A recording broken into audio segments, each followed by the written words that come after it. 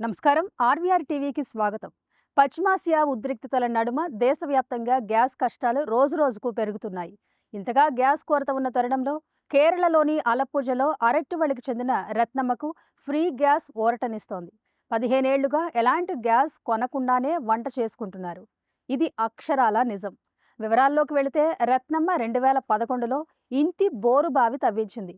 నీరు పడలేదు.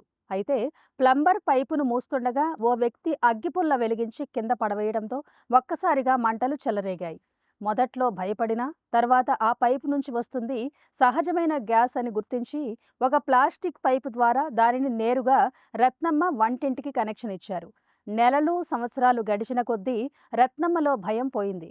గత 15 ఏళ్లుగా సహజ సిద్ధంగా తయారవుతున్న గ్యాస్తోనే వంట వండుతున్నారు. ఈ విషయం తెలిసిన బయోలాజికల్ సర్వే ఆఫ్ ఇండియా, ఇతర చమురు సంస్థల అధికారులు పరిశీలించారు.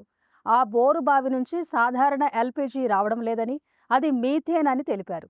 అలప్పుజ వంటి ప్రాంతాల్లో కొన్ని వందల ఏళ్ల నుంచి భూగర్భంలో కూరుకుపోయిన వృక్ష సంపద, సేంద్రియ పదార్థాలు కుళ్ళిపోవడం వల్ల సహజంగా ఈ వాయువు ఉత్పన్నమవుతోందని, దీనిని శాస్త్రీయంగా మార్ష్ గ్యాస్ లేదా బయోగ్యాస్గా పిలుస్తారని నిపుణులు తేల్చారు. ఇలాంటి కరెంట్ అప్డేట్స్ కోసం చూస్తూనే ఉండండి మా ఆర్వీఆర్ టీవీ. లైక్ చేయండి, షేర్ చేయండి, సబ్స్క్రైబ్ చేయండి.